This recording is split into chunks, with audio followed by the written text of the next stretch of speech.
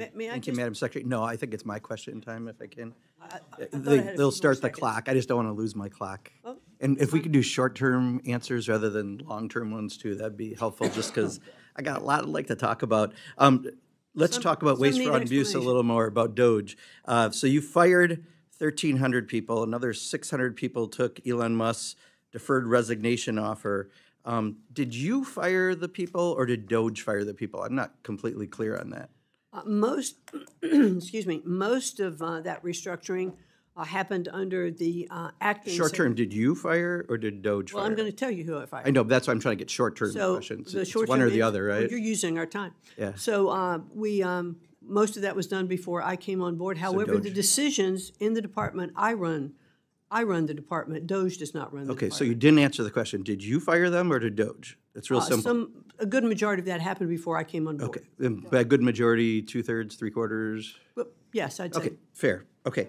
And how many times did you meet with Elon Musk I've about met firing? with Mr. Musk probably 3 to 4 times now, Okay, not including when I was on the transition committee and had several opportunities to speak with him. sure. And then if I understand it right, on your Department of Education employee roster, you have right now at least is about 16 DOGE employees. Is that correct right now, working with you? I can get back to you to the exact number. I don't think it's that high, but we Okay. do have, they are employees. Those that we have are employees of the federal And when government. you did their background checks to see how they're qualified about education, how many had undergraduate degrees and how many had graduate degrees in I education? can get back to you on that.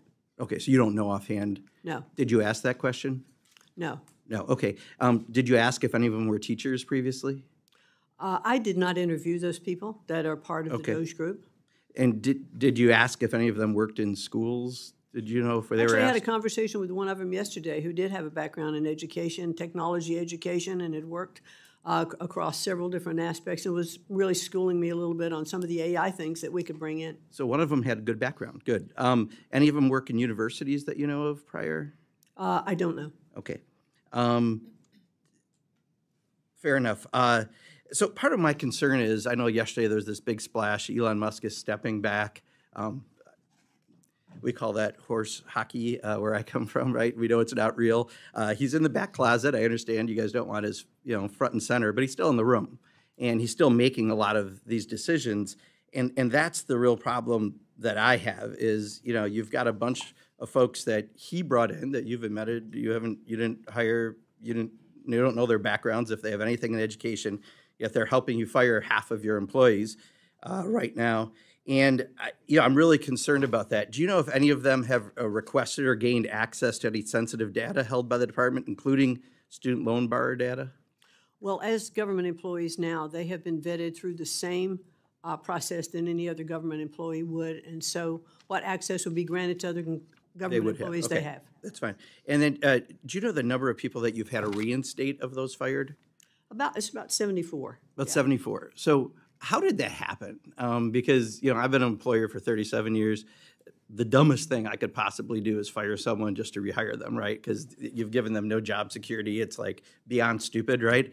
Not saying that because you didn't do it. Clearly, it sounds like this is from Elon Musk. But how did that happen, that people got fired and no one thought of you might need them in your department? Some of that did happen when I returned. Okay. Now, I was in the private sector. I have done restructuring in firms, and it's painful to do that. Yeah. But And fire people wait, to rehire them? well, here's the thing. Like, usually that's not a strategy. When you are restructuring in a company, you hope that you're just cutting fat. Sometimes you cut a little in the muscle, and you realize it as you're continuing with your programs, and you can bring people back to do that. Yeah. So Or that's you what can we plan did. ahead and not fire people to rehire them, right? That would be another strategy that I think is more often used. Would you agree? Well, I'm saying that I have been on both sides of that coin, and I found them both to be effective. Okay, interesting. We have a different perspective on that, but maybe the world of all-star wrestling is different than my world of business to business. You talked about, I agree with you, about contracts enriching private contractors at public expense. Does Elon Musk have any contracts with the Department of Education? First of all, I just It's a simple question, please. This is my time. I have 38 seconds, please, Well, Madam I don't Secretary. know if he does or not. You don't know if Elon Musk has any contracts in your department, and you've met with him multiple times? Elon Musk doesn't have contracts in my department. So Department of Education, there are no contracts with any Elon Musk company. That's what I'm asking. Not to my knowledge. Okay.